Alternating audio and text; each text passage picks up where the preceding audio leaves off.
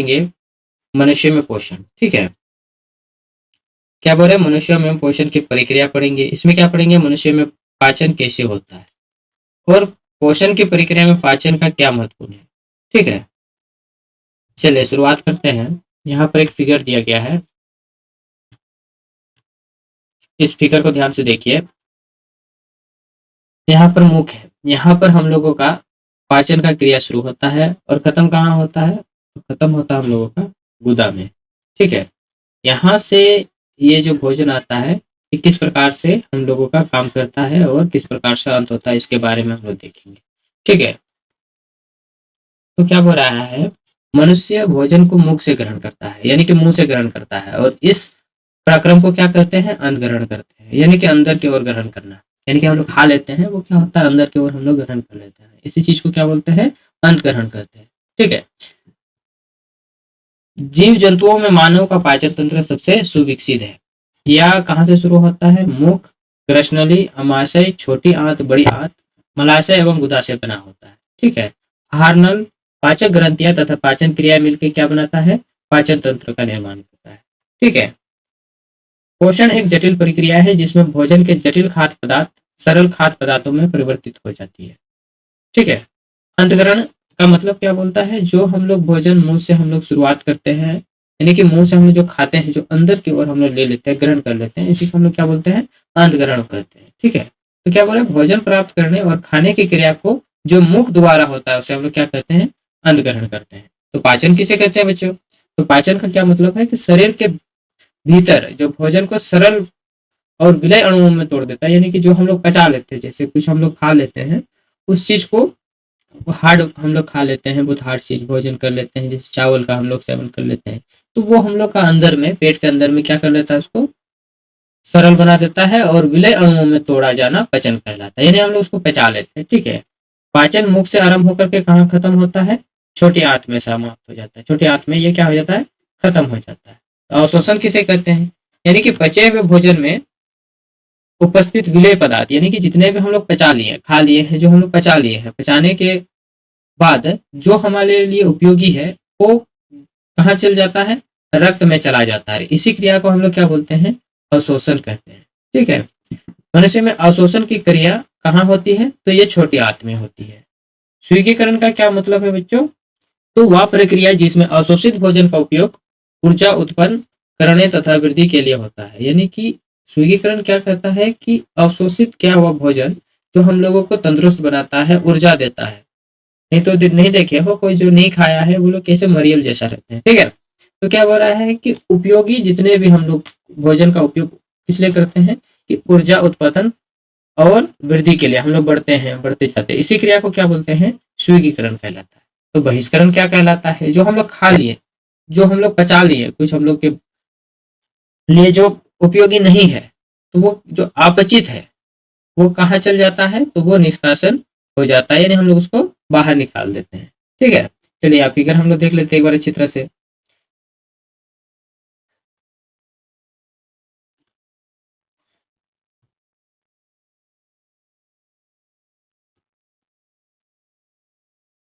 ये फिगर है हम लोगों का। ठीक है, इस फिगर में क्या बोल रहा है कि हम लोग की पाचन की क्रिया कहाँ से शुरुआत होती है, तो मुख से शुरुआत होती है। मुख से शुरुआत होकर कहाँ से जाती है, ग्रसनली से होकर ग्रसिका तक चल जाती है, और ये अमाशय में पहुंचती है, और ये अमाशय से फिर किसको भेज देती है, बड़ी आंत, और बड़ी आंत से कहाँ चल जाता है, ये छोटी आंत में। तो यहाँ पर जो हम लोग का भोजन जो आता है, यहाँ पर इसको क्या कर लेता है, अवशोषित कर लेता है, और जितने भी उपयोगी चीज है ये कहाँ कहाँ भेज देता है, हम लोग का शरीर के अलग अलग हिस्सों में भेज देता है। ठीक है, और जो हम लोगों के लिए उपयोगी नहीं है उसको क्या कर देता है, निष्कासन कर देता है, यानी कि बाहर फेंक देता है। बाहर कहाँ से आता है, तो ये हम लोग गुदा से हम लोग इसको क्या कर देते हैं, बाहर कर देते हैं। तो क्या बोल रहा है कि मनुष्य के प्रमुख पाचन अंग मुख एवं मुख गुहा, माउथ एंड वोकल कैविटी, यानी कि दांतों के बारे में हम लोग देखेंगे। तो भोजन मुख में उपस्थित दांतों के द्वारा छोटे छोटे टुकड़ों में काटा तथा चबा दिया जाता है। क्या बोल रहा है यहाँ पर कि हम लोग क्या करते हैं, कुछ भी लेते हैं तो सबसे पहले उसको कौन तोड़ता है, तो दांत उसको छोटे छोटे टुकड़ों में तोड़ देता है। तोड़ने के बाद उसको कहाँ भेज देता है, तो वो पेट में भेज देता है। तो जब तोड़ने के क्रम में क्या होता है कि कुछ चीज जैसे हम लोग खाए तो उस चीज को क्या कर देता है, गीला बना देता है। तो गीला कौन बनाता है, तो लार ग्रंथिया। लार ग्रंथिया यानी कि हम लोग का लार निकलता है, नहीं देखे हो, उसको खाने का बहुत अधिक मन कर रहा है, इसलिए उसका मुंह से क्या निकल रहा है, लार निकल रहा है। ठीक है।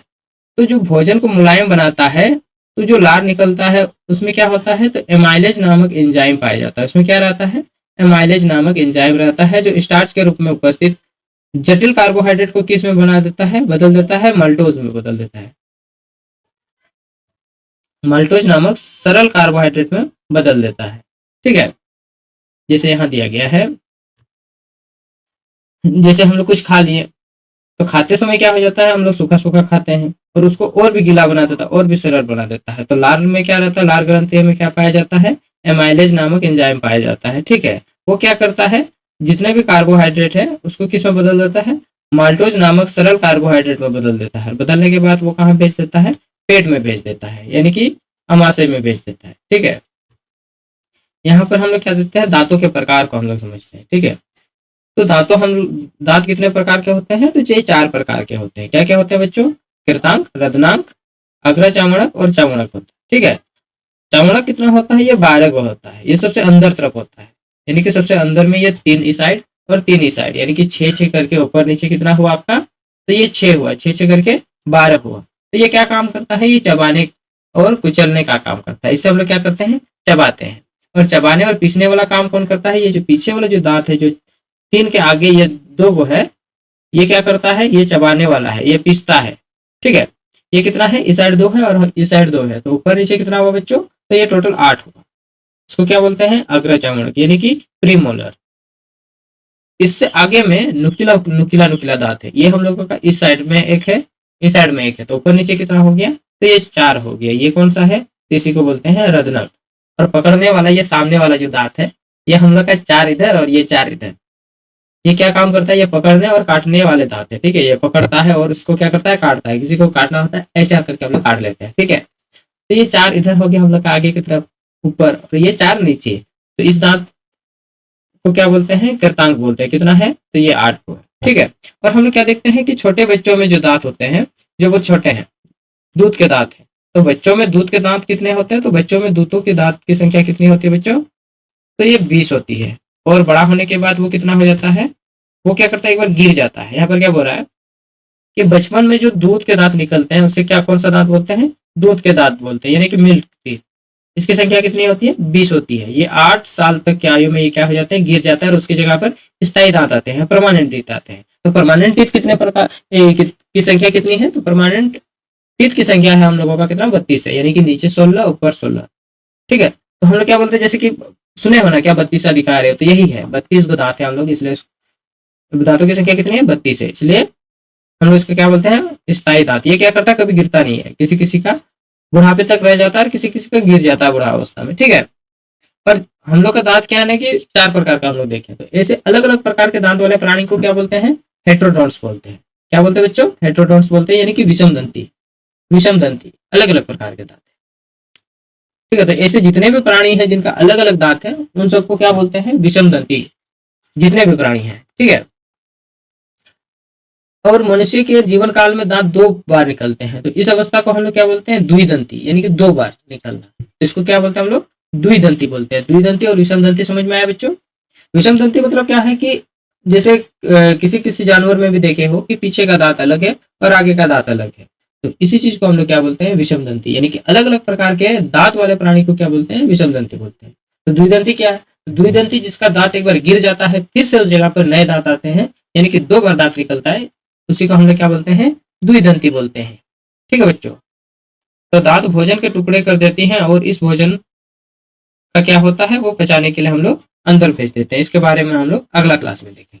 ठीक है बच्चों।